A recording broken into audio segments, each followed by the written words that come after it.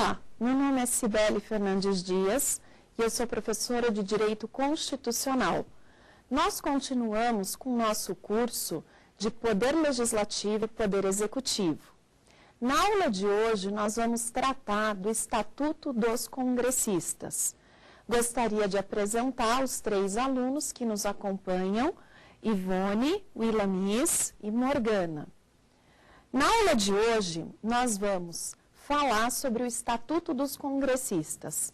Quaisquer dúvidas poderão ser enviadas para o e-mail saberdireito@stf.jus.br.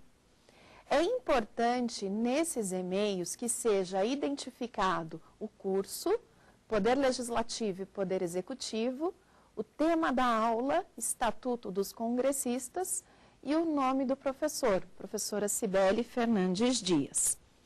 Na aula de hoje, nós iniciamos o Estatuto dos Congressistas. Lembrando que na aula passada, nós tratamos da responsabilidade do presidente da República no nosso regime republicano de governo.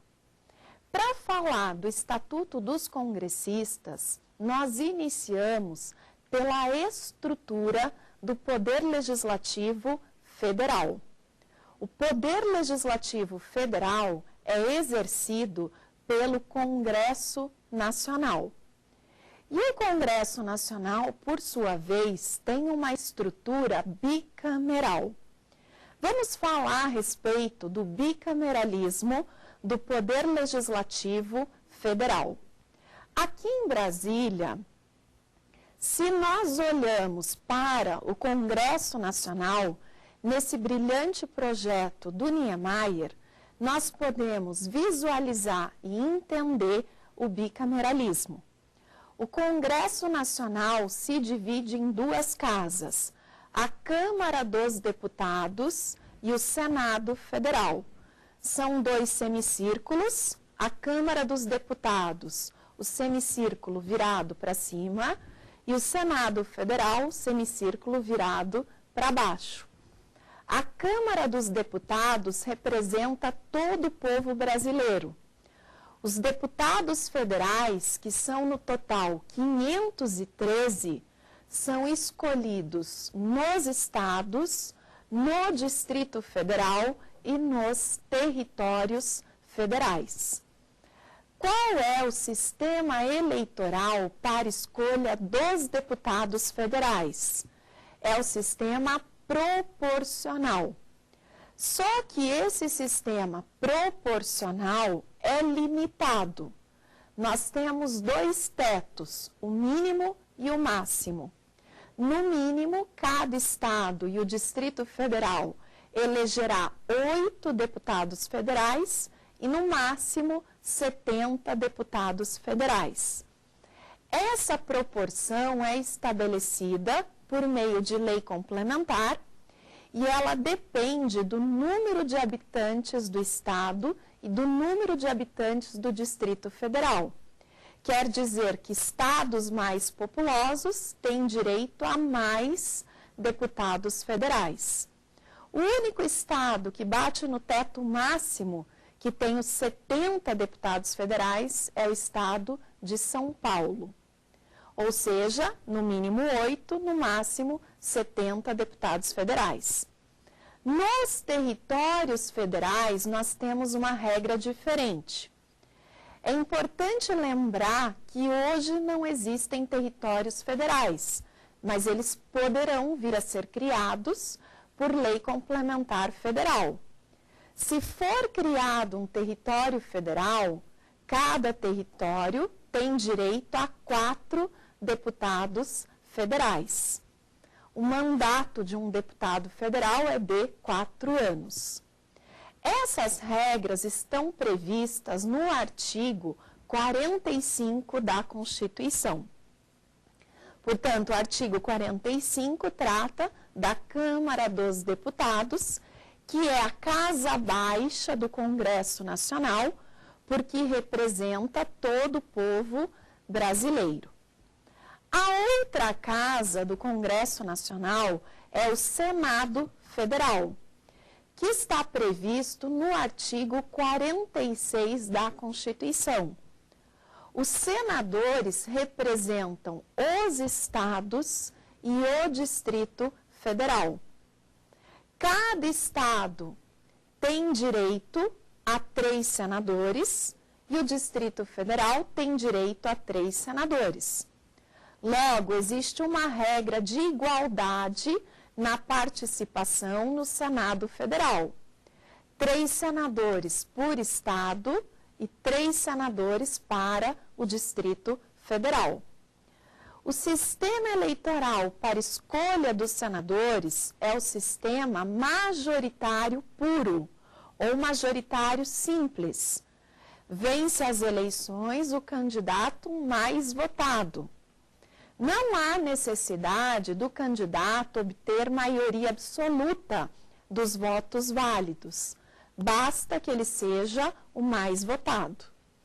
Já o mandato de um senador corresponde ao dobro do mandato de um deputado federal, já que eles têm mandato de 8 anos. O Senado Federal é a casa alta do Congresso Nacional. Como são 26 estados e mais o Distrito Federal, cada um elegendo 3 senadores, quer dizer que no total são 81 senadores. Juntando as duas casas, Casa Baixa, Câmara dos Deputados, Casa Alta, Senado Federal, nós temos o Congresso Nacional. E esse bicameralismo do Congresso, Câmara, Senado, decorre da adoção da nossa forma federativa de Estado. É uma marca da federação esse bicameralismo do Poder Legislativo da União. É através do bicameralismo que os estados garantem a sua participação na formação da vontade nacional. É através do Senado que os estados, através dos senadores, melhor dizendo, que os estados garantem a participação na formação da vontade nacional. E um detalhe muito curioso do projeto do Niemeyer é o H entre as duas casas. Se nós prestarmos atenção, entre o semicírculo da Câmara e o semicírculo do Senado, nós temos o prédio da Câmara, o prédio do Senado, unidos por uma passarela que formam a letra H de humanidade. Segundo Niemeyer, a palavra de ordem do Congresso Nacional deve ser a humanidade, a preocupação com o ser humano. Visto essa estrutura bicameral do Poder Legislativo Federal, de um Congresso Nacional dividido em Câmara e Senado, vamos começar a tratar do Estatuto dos Congressistas. Vamos lá. O que é o Estatuto dos Congressistas? Ele é um conjunto, ele se compõe de um conjunto de prerrogativas e de incompatibilidades, que tem por finalidade preservar a independência do Poder Legislativo.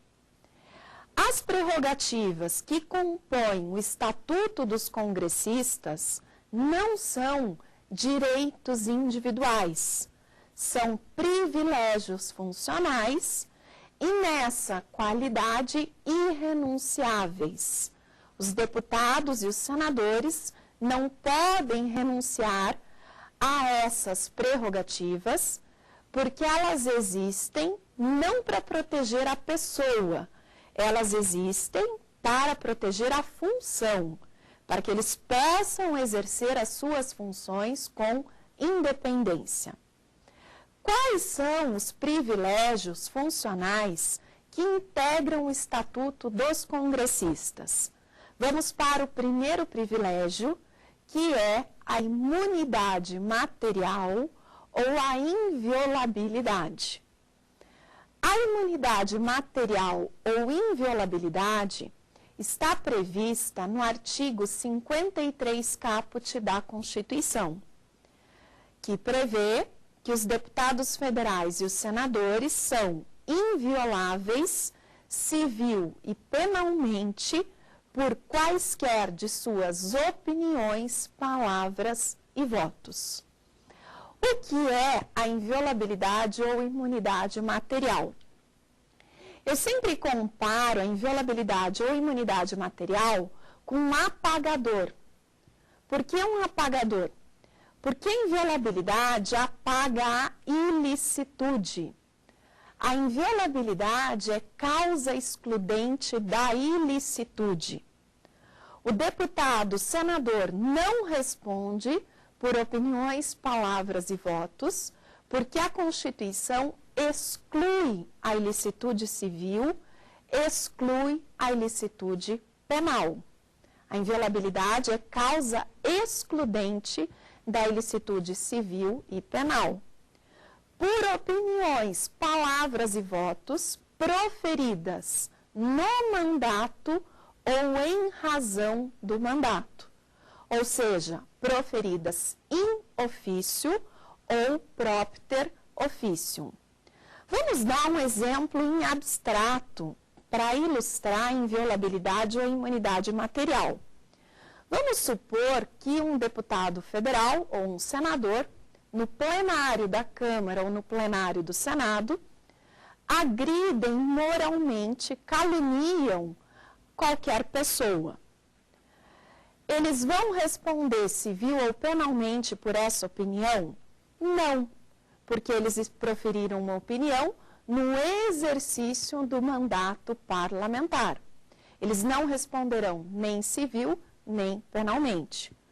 Ou vamos imaginar que um deputado ou um senador é membro de uma CPI e está na sua casa num domingo e dá uma entrevista para um repórter a respeito da sua atuação como membro da CPI.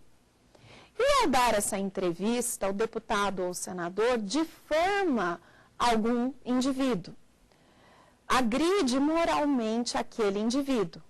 Ele responderá civil ou penalmente? Não, porque ele proferiu uma opinião em razão do seu mandato, em razão do exercício da função de fiscalização. Por isso, duas características importantes da inviolabilidade ou imunidade material. Em primeiro lugar, ela protege o congressista independentemente do lugar, dentro ou fora do recinto parlamentar.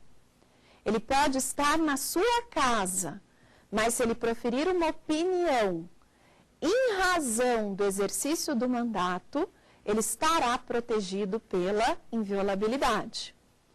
E a segunda característica é que essa inviolabilidade começa na posse, quando ele toma posse no dia 1º de fevereiro do primeiro ano da legislatura. E ela tem eficácia temporal permanente ou absoluta. O que significa isso? Significa que mesmo depois de extinto o mandato, o deputado ou senador não responderá por opiniões, palavras e votos proferidas no passado, na época que ele era parlamentar.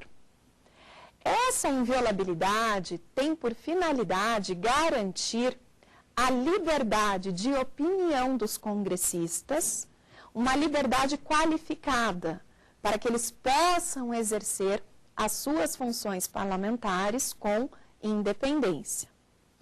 Também é importante destacar que a inviolabilidade não é causa geral excludente da ilicitude. Ela exclui a ilicitude civil e penal, mas ela não exclui a ilicitude disciplinar. Ou seja, mesmo protegido pela inviolabilidade, o deputado ou senador pode responder por conduta incompatível com o decoro parlamentar, ou seja, por uma conduta incompatível com a regra de etiqueta de boa educação que prevalece no seio parlamentar. E nós vamos ver que a pena para conduta incompatível com o decoro parlamentar é a pena de cassação do mandato.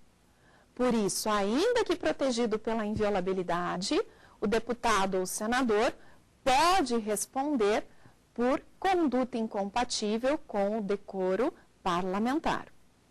Essa é a primeira prerrogativa. Vamos para a segunda prerrogativa. A segunda é a imunidade formal. E a imunidade formal se desdobra em duas imunidades. A imunidade em relação à prisão e a imunidade em relação ao processo penal. Vamos começar pela primeira imunidade formal, que é a imunidade em relação à prisão.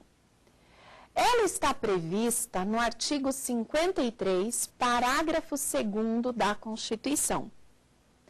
Ela significa que, como regra, não cabe a prisão de deputado federal ou de senador. Essa é a regra. Eles não poderão ser presos. Essa regra comporta duas exceções, duas hipóteses excepcionais que os deputados e os senadores poderão ser presos. Primeiro, por flagrante de crime inafiançável. Não é flagrante de qualquer crime. Tem de ser um flagrante de um crime inafiançável. E, em segundo lugar, eles poderão ser presos para cumprir pena desde que haja uma decisão condenatória transitada em julgado. Essa segunda exceção não está prevista expressamente no artigo 53, parágrafo 2º. Ela foi construída pela jurisprudência do STF. O STF entende que os deputados e os senadores podem ser presos para cumprir pena, desde que exista uma decisão condenatória transitada em julgado. Mas, mesmo quando eles podem ser presos nessas duas hipóteses excepcionais, eles continuam com o privilégio, já que os autos de prisão deverão ser encaminhados à respectiva casa e a casa é que vai decidir sobre a prisão, se mantém a prisão ou se a relaxa. Ou seja, quem dá a última palavra é a casa. Se é um deputado federal, a Câmara dos Deputados decide se mantém ou se relaxa a prisão. Se é um senador, é o Senado que decide se mantém ou relaxa a prisão por maioria absoluta. A Constituição exige para essa decisão o quórum de maioria absoluta. Vamos agora para a segunda imunidade formal, que é a imunidade em relação ao processo penal. Essa imunidade em relação ao processo penal está prevista no artigo 53, parágrafos 3º a 5º da Constituição. O que ela significa? Essa imunidade formal em relação ao processo penal foi sensivelmente alterada pela Emenda 35 de 2001. E hoje ela significa que, se o deputado ou se o senador estiver sofrendo um processo por um crime que ele praticou depois da diplomação, a casa poderá sustar o andamento dessa ação penal. Vamos voltar um pouquinho. A diplomação ocorre em dezembro do mesmo ano das eleições. É a Justiça Eleitoral que entrega aos candidatos vitoriosos na eleição o diploma. Quando o candidato é diplomado pela Justiça Eleitoral, ele pode, posteriormente, tomar posse. Se o deputado ou se o senador comete um crime depois da diplomação, a casa poderá sustar o andamento da ação penal. Mas quem é que pode pedir à casa a suspensão do processo que tramita contra o deputado ou contra o senador? O parlamentar réu não pode fazer esse pedido. Quem pode pedir? O partido político com representação na casa pode pedir à casa que ela suste o andamento da ação penal contra o deputado ou contra o senador por um crime que ele cometeu depois da diplomação.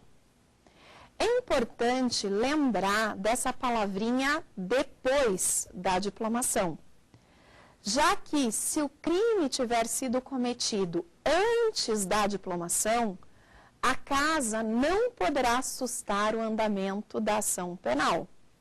É uma restrição importante que o crime tem que ter sido cometido depois da diplomação.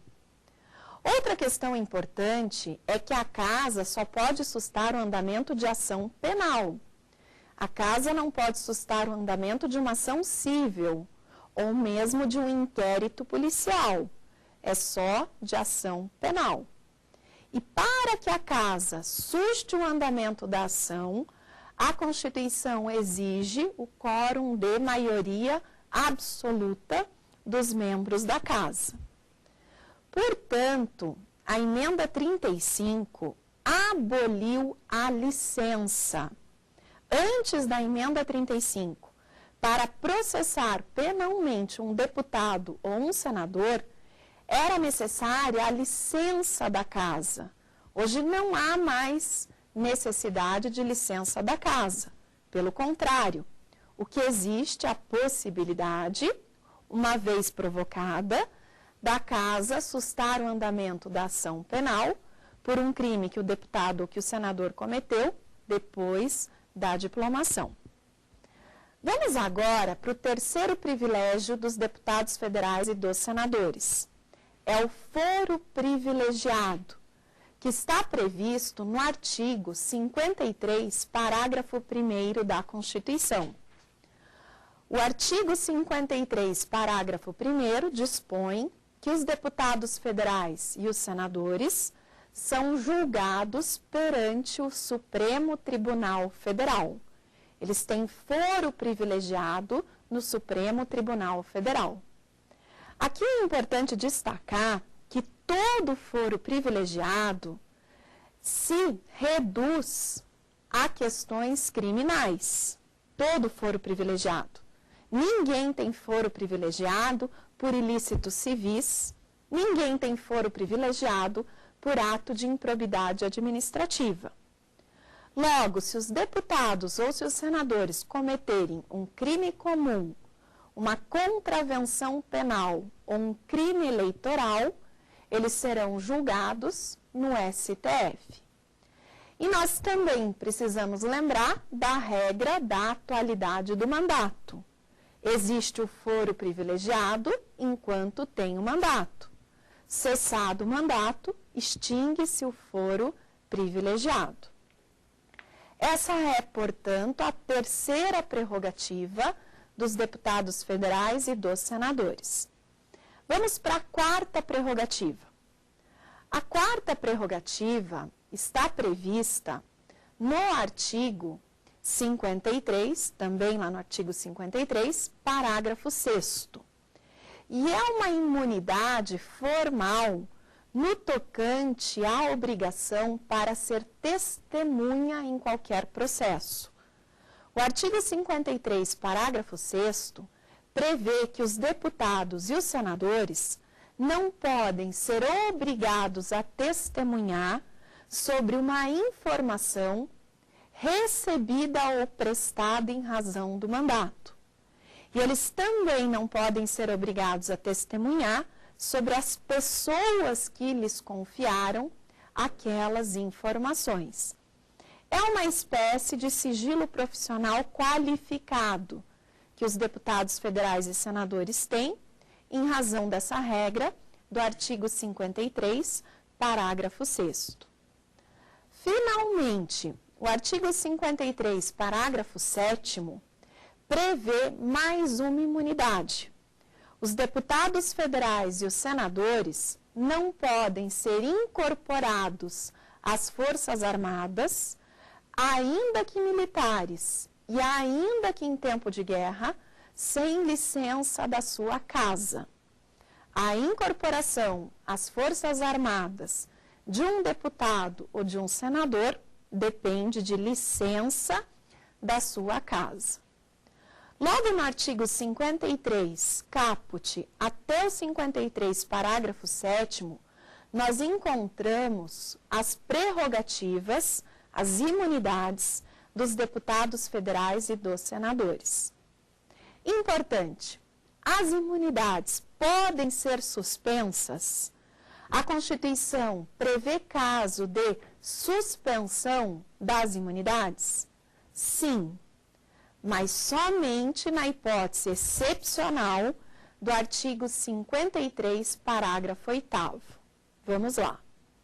As imunidades parlamentares somente poderão ser suspensas durante a vigência do estado de sítio. É a única hipótese. E mais, essa suspensão das imunidades durante a vigência do estado de sítio não é automática. Ela será aplicada àquele deputado ou àquele senador que praticar algum ato incompatível com alguma medida do estado de sítio, e essa suspensão somente poderá ser determinada por 2/3 dos membros da casa. Se é um deputado, depende de uma decisão de 2/3 da Câmara. Se é um senador, uma decisão de 2/3 do Senado. E é claro, se o deputado ou se o senador tiver praticado fora do recinto do Congresso algum ato incompatível com alguma medida do estado de sítio. Agora que nós já vimos as imunidades dos parlamentares federais, vamos falar um pouquinho das imunidades dos parlamentares estaduais e municipais. Os deputados estaduais têm imunidades simétricas às dos deputados federais e senadores, em virtude do artigo 27, parágrafo 1º. Isso significa que os deputados estaduais têm todas as imunidades dos deputados federais e dos senadores. Vamos lá. Eles têm a inviolabilidade ou imunidade material. Eles têm imunidade formal em relação à prisão, em relação ao processo penal. Eles têm foro privilegiado. Eles têm imunidade para testemunhar. E eles só podem ser incorporados às Forças Armadas mediante licença da casa. Mas aqui vamos fazer um sinalzinho de diferente. Só tem uma diferença, que é no foro privilegiado.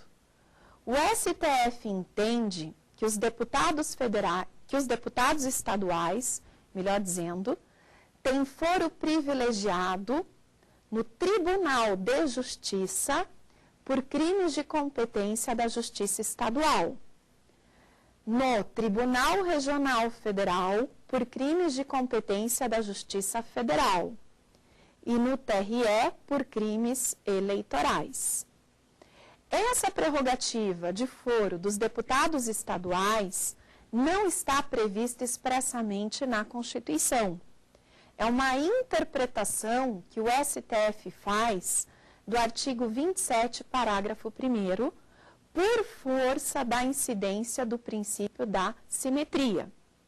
Deputados estaduais respondem por crimes comuns de competência da Justiça Estadual, no TJ, crimes comuns de competência da Justiça Federal, no TRF, e crimes eleitorais, no TRE. Eu pergunto, se um deputado estadual comete um crime doloso contra a vida, ele responderá no tribunal do júri ou ele responderá no tribunal que ele tem foro privilegiado? Ele responderá no tribunal que tem foro privilegiado. Por quê? porque esse foro privilegiado que o deputado estadual tem foi concedido pela própria Constituição Federal de maneira implícita. Esse foro privilegiado não foi concedido pela Constituição estadual. Ele é dado pela Constituição Federal de forma implícita. E, finalmente, os vereadores. Os vereadores não têm todas as imunidades dos deputados federais e dos senadores. Para os vereadores, não há incidência do princípio da simetria. Quais são as imunidades dos vereadores? Vamos lá. Os vereadores, por força do artigo 29, inciso 8 da Constituição, têm a inviolabilidade ou imunidade material. Quer dizer que eles são invioláveis, civil ou penalmente, por suas opiniões, palavras e votos. Só que essa inviolabilidade dos vereadores sofre uma limitação territorial ou uma limitação espacial. Eles são invioláveis, civil ou penalmente, por suas opiniões, palavras e votos, nos limites da circunscrição do município. Se é um vereador de Curitiba, por exemplo, ele tem a inviolabilidade no município de Curitiba. Fora dali, ele já não tem mais a inviolabilidade. Em segundo lugar, os vereadores não têm imunidade formal. O STF já declarou a inconstitucionalidade de normas de constituições estaduais que outorgavam imunidade formal aos vereadores. Eles não têm e nem podem ter. Quanto à prerrogativa de foro, o Supremo Tribunal Federal entende que a Constituição Federal não dá aos vereadores prerrogativa de foro. Embora a Constituição Federal não lhes outorgue esse privilégio, o Supremo entende que a Constituição Estadual, se quiser, é uma escolha do Poder Constituinte Estadual, se quiser a Constituição Estadual, pode outorgar foro privilegiado aos vereadores no Tribunal de Justiça por crimes de competência da Justiça Estadual. Mas aqui nós temos que destacar o seguinte: como esse foro privilegiado do vereador foi dado pela Constituição Estadual, incide a súmula 721 do STF. E o que a súmula 721 do STF prevê? Prevê que a competência constitucional do Tribunal do Júri prevalece sobre o foro privilegiado concedido exclusivamente pela Constituição Estadual. Trocando em miúdos, um vereador, ainda que ele tenha foro privilegiado no TJ, concedido pela Constituição Estadual, se ele cometer um crime comum, um crime doloso contra a vida, ele será julgado no Tribunal do Júri, porque ele tem um foro privilegiado dado pela Constituição Estadual. Só o foro privilegiado concedido pela Constituição Federal que afasta a competência do Tribunal do Júri. Com isso, nós vimos as imunidades dos deputados federais e dos senadores e aproveitamos para tratar dos deputados estaduais e dos vereadores. Mas eu disse no começo que o Estatuto dos Congressistas é um conjunto de privilégios e de incompatibilidades. Essas incompatibilidades estão previstas no artigo 54 da Constituição. O artigo 54 prevê atividades que não poderão ser exercidas pelos deputados federais e pelos senadores, desde a diplomação e desde a posse. Atividades que eles não podem exercer ou também funções ou cargos que eles não podem ocupar. Por exemplo, um deputado federal ou um senador não pode ser presidente de uma autarquia, de uma empresa pública ou de uma sociedade de economia mista. É uma função incompatível com o exercício da atividade parlamentar. Agora que nós tratamos dos privilégios e das incompatibilidades, vamos seguir para o processo de perda do mandato. Quais são as hipóteses de perda do mandato? O artigo 55 dispõe sobre as causas de perda do mandato de um deputado ou de um senador. E o artigo 55 prevê duas espécies de perdas. Quais são? Em primeiro lugar, a cassação. Em segundo lugar, a extinção. Logo, um deputado federal ou um senador podem perder o cargo, podem perder o mandato eletivo em virtude da extinção ou em virtude da cassação. Quais são as diferenças entre a extinção e a cassação? Vamos começar pela cassação. A primeira diferença reside nos pressupostos, nos motivos. Os motivos da cassação são distintos dos motivos da extinção. Quais são os motivos da cassação? Em primeiro lugar, se ele infringir qualquer das proibições do artigo 54.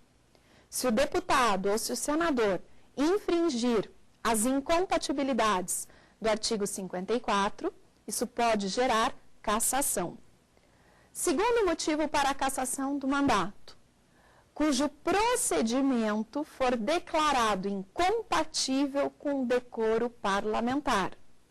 Ele poderá ser cassado se a sua conduta for uma conduta considerada incompatível com o Código de Ética Parlamentar, incompatível com o decoro parlamentar.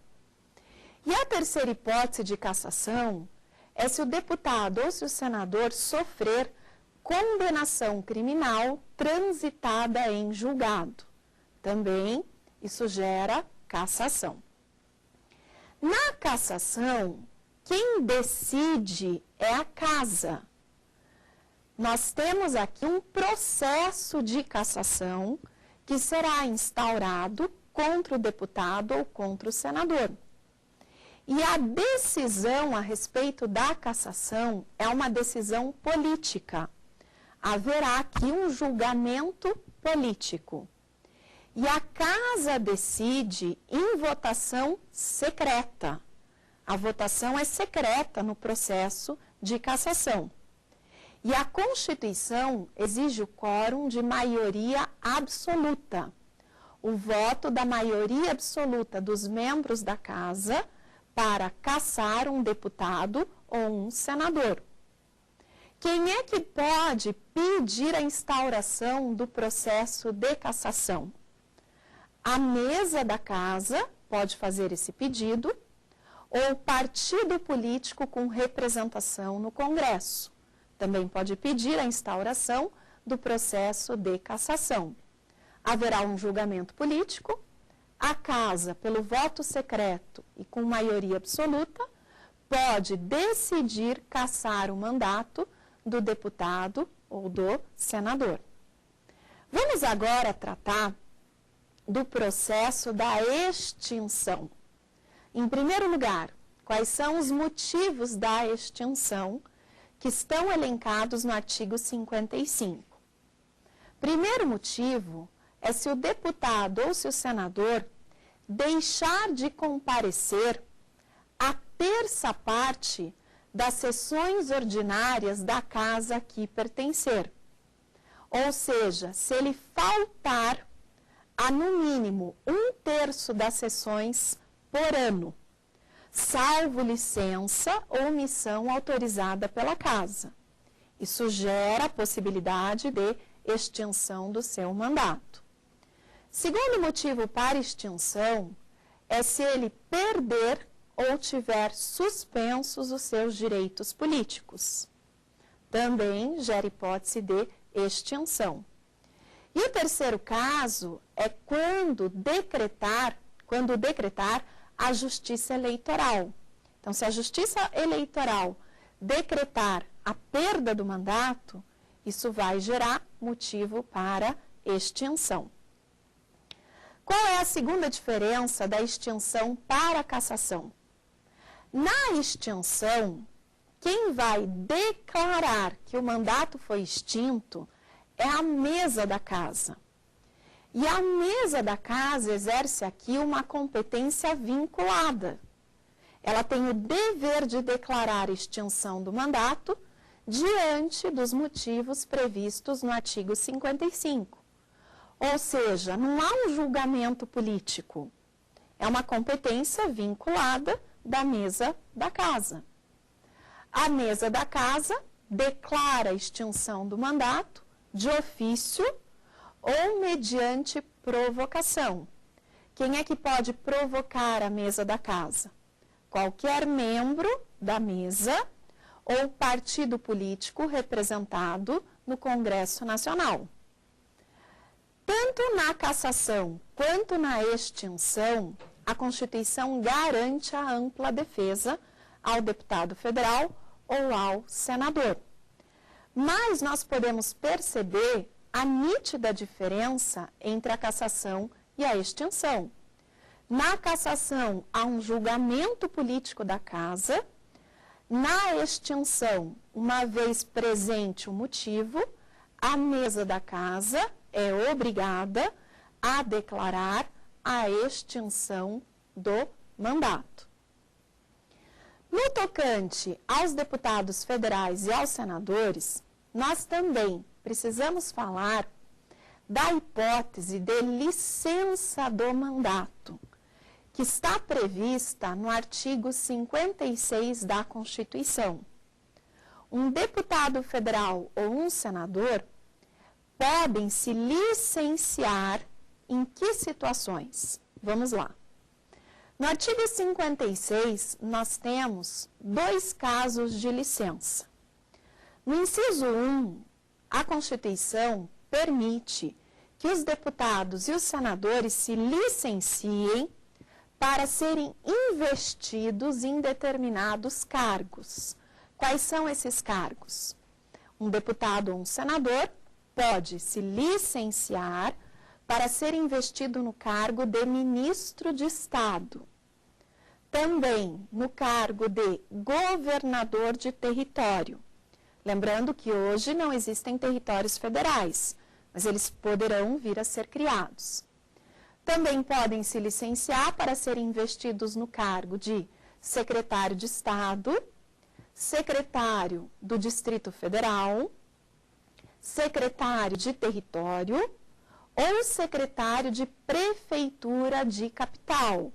Detalhe importante, não é qualquer secretário municipal, tem que ser um secretário de prefeitura de capital.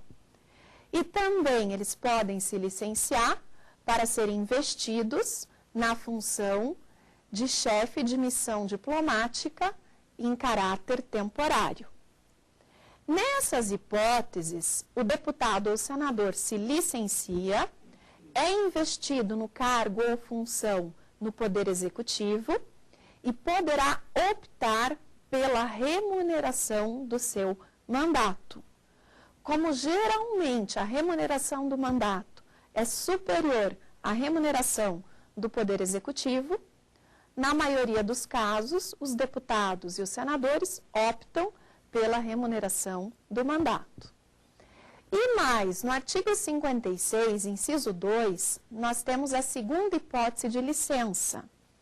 Eles podem se licenciar por motivo de doença e também podem se licenciar para tratar de interesse particular.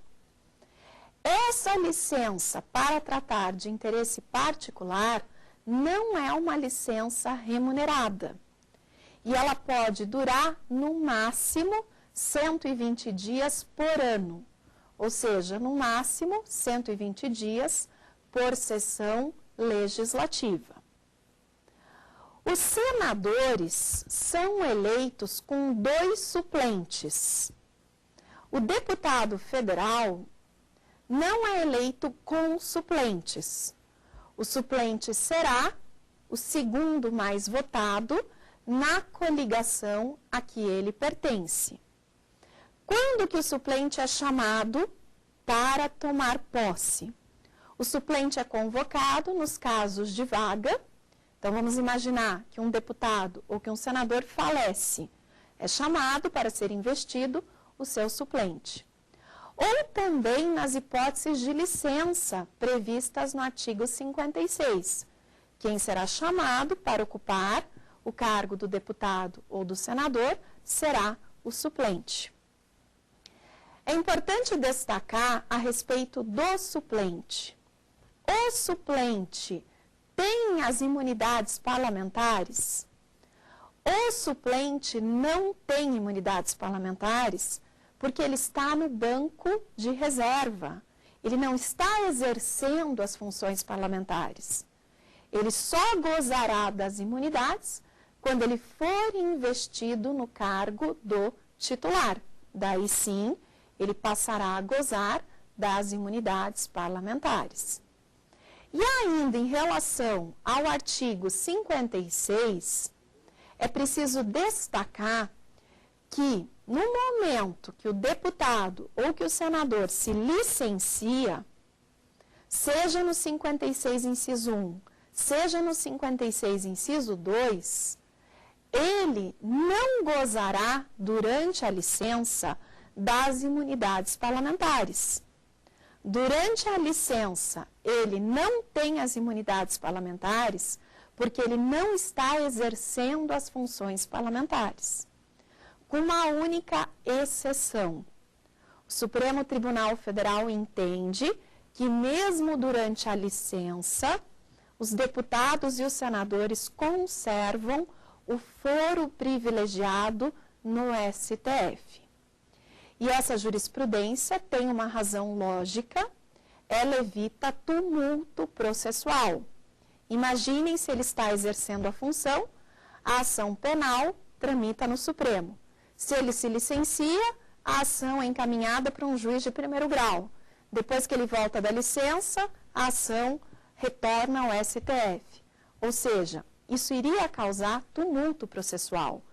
Para evitar isso, o Supremo entende que o único privilégio que o deputado ou que o senador conserva durante a licença é o foro privilegiado no STF. Vamos agora às perguntas dos nossos alunos. As imunidades parlamentares, professora, permitem processar deputados e senadores? As imunidades parlamentares permitem, sim, processar deputados federais e senadores. O que nós temos que lembrar é que, em virtude da imunidade material, da inviolabilidade, os deputados e os senadores não poderão ser processados por opiniões, palavras e votos proferidas no mandato ou em razão dele. Essa inviolabilidade, essa imunidade material, funciona como causa excludente da ilicitude civil e da ilicitude penal.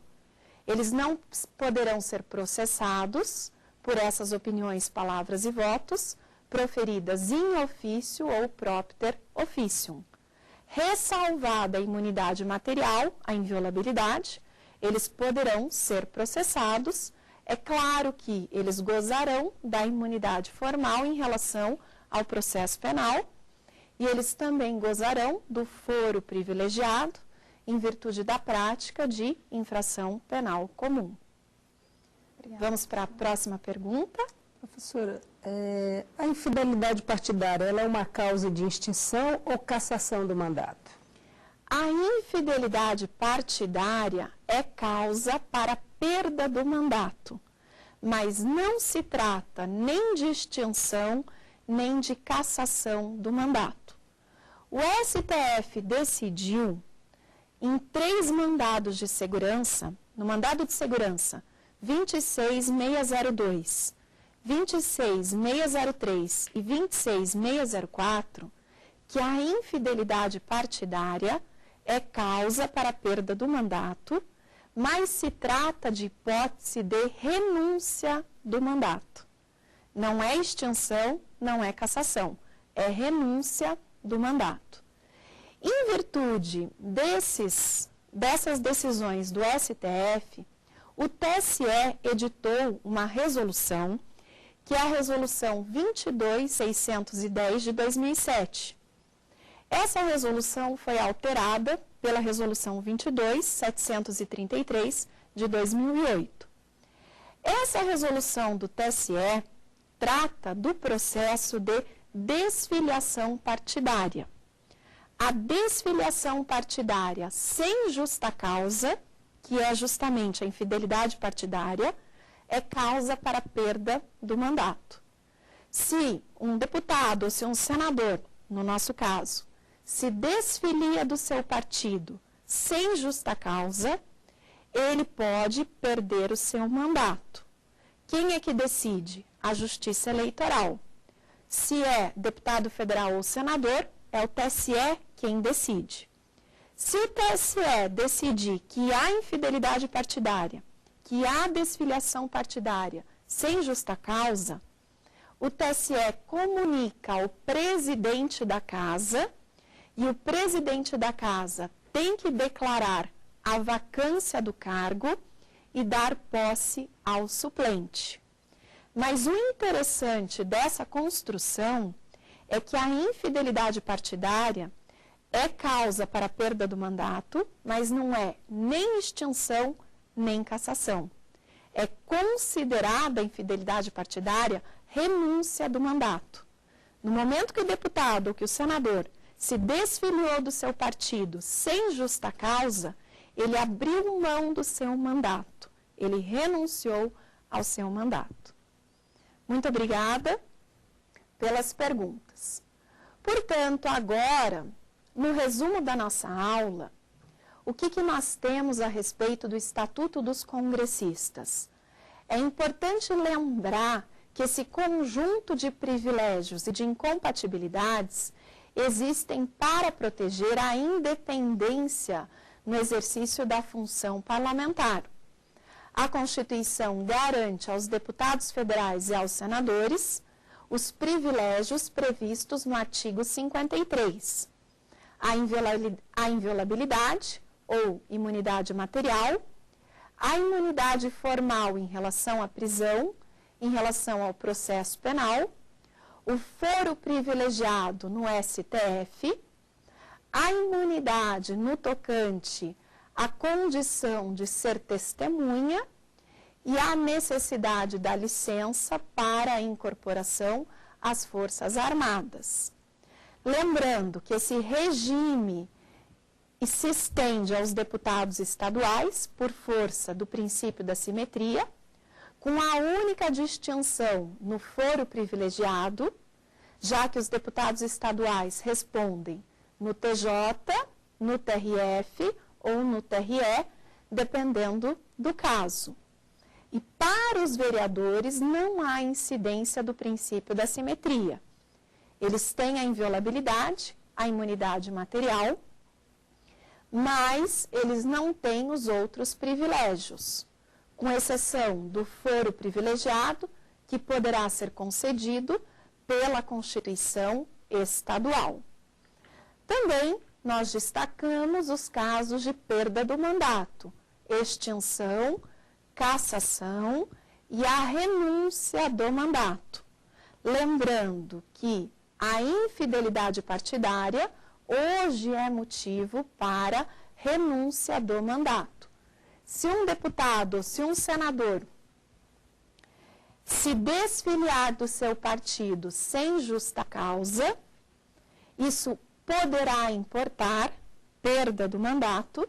Se a Justiça Eleitoral entender que houve a infidelidade partidária, a Justiça Eleitoral decreta a perda do mandato, que será comunicada ao presidente da casa para dar vaga ao suplente. Encerrando a nossa aula, vamos lembrar que as questões podem ser enviadas para o e-mail saberdireito@stf.jus.br e os vídeos podem ser assistidos no YouTube, no endereço www.youtube.com/saberdireitoaula. Eu agradeço a participação dos alunos e nós encerramos a nossa aula. Muito obrigada pela atenção de todos e continuamos a aula que vem com mais sobre o Poder Legislativo. Até lá!